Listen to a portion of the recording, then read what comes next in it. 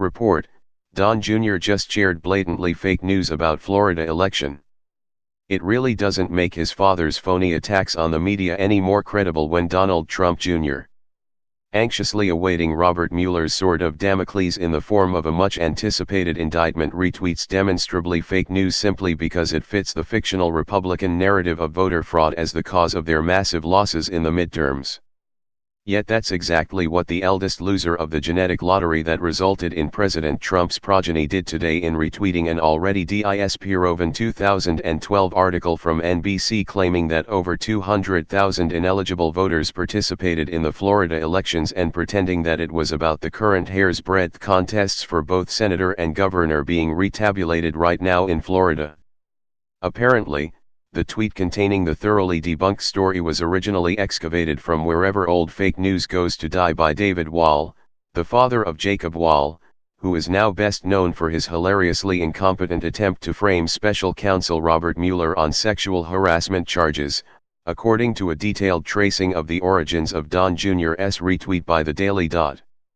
While the senior Mr. Wall's comment may contain an element of truth, at least in regard to the attempts by President Trump to emulate the dictator of a banana republic in his autocratic and undemocratic behavior, he apparently failed to read anything beyond the headline, since the article he linked to very clearly contains the following correction from NBC before the main text of the article even begins. The initial list of 180,000 names was whittled to 2,625, according to the Florida Department of State. The state then checked a federal database and stated it found 207 non-citizens on the rolls, not necessarily voting but on the rolls.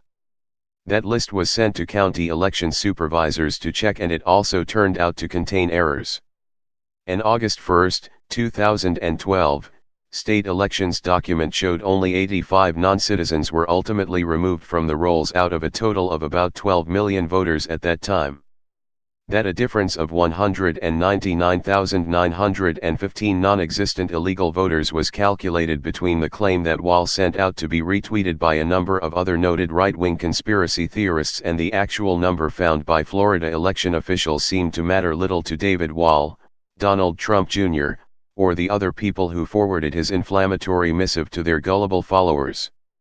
Still, in the nearly 15 hours between when Wall sent out his original tweet and when the president's eldest cub blasted it out to his own rabid followers, one would think that someone would have bothered to actually read the attached article.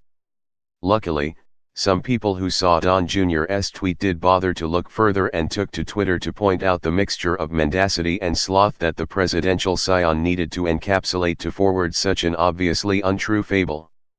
That's just a small sampling of the responses, but you get the idea. Meanwhile, Trump and his Republican minions are simultaneously complaining about non-existent voter fraud while trying to disenfranchise every Florida voter who voted by the perfectly legal method of a mail-in ballot, including all the Florida service members currently overseas. One has to wonder why the Trumps, father and son, even bother complaining about fake news when it's so obvious that they care nothing about the truth, spreading their own misinformation while focusing exclusively on winning.